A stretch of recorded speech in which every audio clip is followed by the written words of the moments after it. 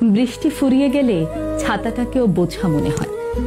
কালি শেষ হয়ে গেলে কলমটাও ময়লার ঝুড়িতে ফেলা হয়। বাসি হয়ে গেলে প্রিয়জনের দেয়া ফুলটাও পরদিন ডাস্টবিনে জায়গা পায়। পৃথিবীর নিদারুণ বাস্তবতা হলো, কেউ আপনার উপকারের কথা খুব বেশি দিন মনে রাখবে না। কঠিন সত্য হলো, আপনি কারো কাছে ঠিক কতদিন প্রায়োরিটি পাবেন সেটা নির্ভর করছে তার জন্য আপনি ঠিক কতদিন কিছু একটা করতে পারবেন তার উপর। এই বাস্তবতা আপনি মানলেও সত্য, না মানলেও সত্য। যে খবরের কাগজের দাম আজ সকালে 10 টাকা, একদিন পরে সেই একই খবরের কাগজের 1 কেজির দাম হয় 10 টাকা। একাডেমিক লাইফের শুরুতে আপনি 1000 টাকা খরচ করে যে বইগুলো কিনে আনেন, বছর শেষে সেই বইগুলোই আপনি কেজি দরে বিক্রি করে দেন।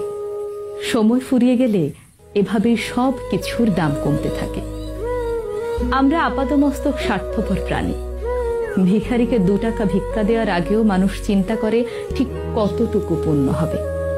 স্বার্থ ছাড়া মানুষ ভিখারিকেও ভিক্ষা দেয় না।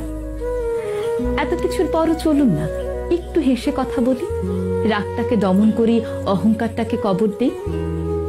ভালো থাকতে চাইলে প্রত্যাশা কমিয়ে ফেলুন। আপনি যদি কারো জন্য কিছু একটা করে থাকেন, তাহলে সেটা চিরতরে ভুলে যান, নয়তো এই জিনিসটা আপনাকে অহংকারী করে তুলবে।